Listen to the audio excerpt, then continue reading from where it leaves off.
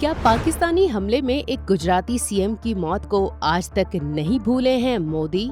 क्या पाकिस्तान ने piece call को ठुकराकर गुजराती हिंदुओं में गुस्सा भर दिया? क्या पाकिस्तान की एक गलती से भारत की हिंदुत्व की जड़ें मजबूत हुईं?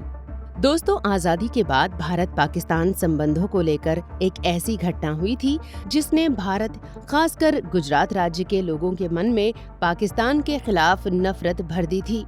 ये वो घटना थी जिसने पहली बार महात्मा गांधी और सरदार पटेल के गुजरात को नए रास्ते पर मोड़ दिया था।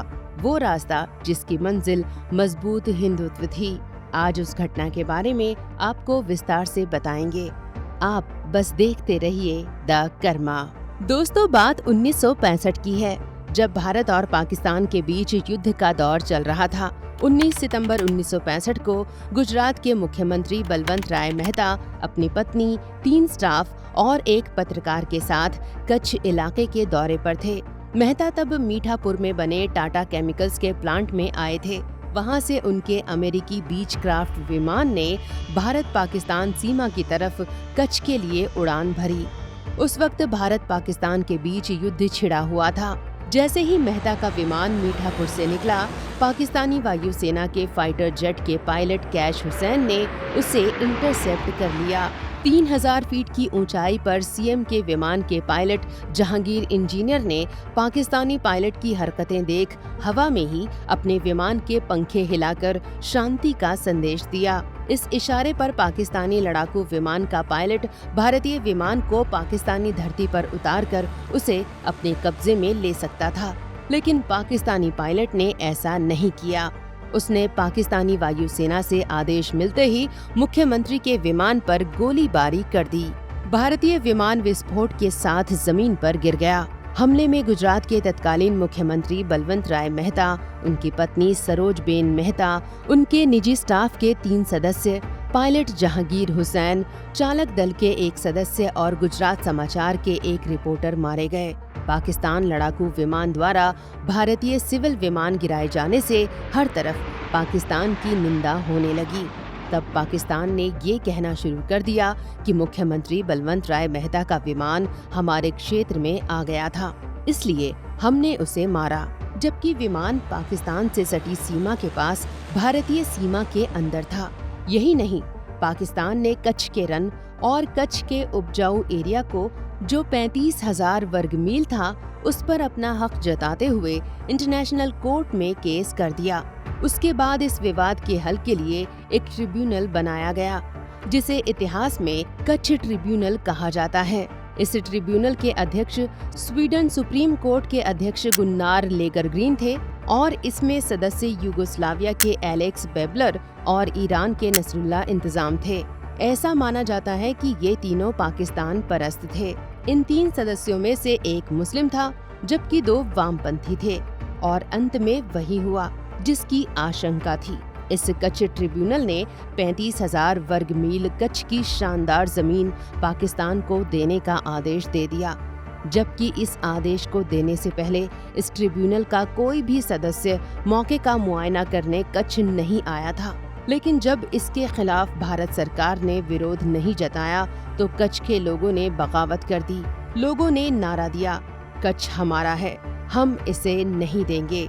उस वक्त जॉर्ज फर्नांडिस, बैरिस्टर नाथ पाई, अटल बिहारी वाजपेयी, NG रंगा, राज नारायण, विजय राजे सिंधिया, प्रोफेसर बलराज मधोक, जगन्नाथ राव जोशी, हेम बरुआ, सूर्यकांत आचार्य, बसंत पारेख, मनोहर सिंह जडेजा और कच्छ के महाराजा ने मिलकर आंदोलन शुरू कर दिया और भारत सरकार को चेतावनी दी कि अगर सरकार इंटरनेशनल कोर्ट के कच्छ ट्रिब्यूनल के फैसले को स्वीकार करेगी तो पूरे भारत में बगावत कर देंगे। आखिर भारत सरकार ने इस पर एक रिव्यू पिटीशन दायर कर दी और इंटरनेशनल कोर्ट के कच्छ ट्रिब्यूनल के फैसले को मानने से इनकार कर दिया। दोस्तों, कच्छ को लेकर पाकिस्तान की इन नापाक चालों से गुजरात के लोगों में पाकिस्तान को लेकर नफरत पैदा हो गई। खासकर मुख्यमंत्री बलवंत राय मेहता की हमले में मौत ने उनके अंदर गुस्सा भर दिया। उस समय वो गुजरात में काफी लोकप्रिय भी थे। चूंकि पाकिस्तान का बंटवारा धर्म के आधार पर हुआ था, इसलिए गुजरातियों के अंदर हिंदुत्व और हिंदू गर्व की भावना जाग गई और महात्मा गांधी और सरदार पटेल की इस भूमि में हिंदुत्व भी एक अहम मुद्दा बन गया। 1965 में आज के पीएम नरेंद्र मोदी 15 साल के बालक थे। उनके मन में भी अपने मुख्यमंत्री की असमय मौत का गहरा असर पड़ा था। इसीलिए पहले जब वे गुजरात के सीएम बने, फिर भारत के प्रधानमंत्री, तो उन्होंने गुजरात के कच्छ क्षेत्र को लेकर विशेष ध्यान दिया। आज कच्छ से जो सीमाएं पाकिस्तान को लगती हैं, वहां पर बेहद सघन सुरक्षा व्यवस्था बना दी गई है। सर क्रीक एरिया, जो दोनों देशों में विवाद का केंद्र था, उस पर पूरी तरह से भारत का कब्जा हो गया है और वहां पर कई चौकियां बना दी गई हैं। यही नहीं, जब से पीएम मोदी भारत के प्रधानमंत्री बने हैं, तब से पाकिस्तान भीगी बिल्ली बना हुआ है। 1965 में जो पाकिस्तान अपनी बदमाश चालों से भारत को परेशान करता रहता था, आज जब भारत के पीएम मोदी हैं, तो उसके पैर थर थर कांपते रहते हैं।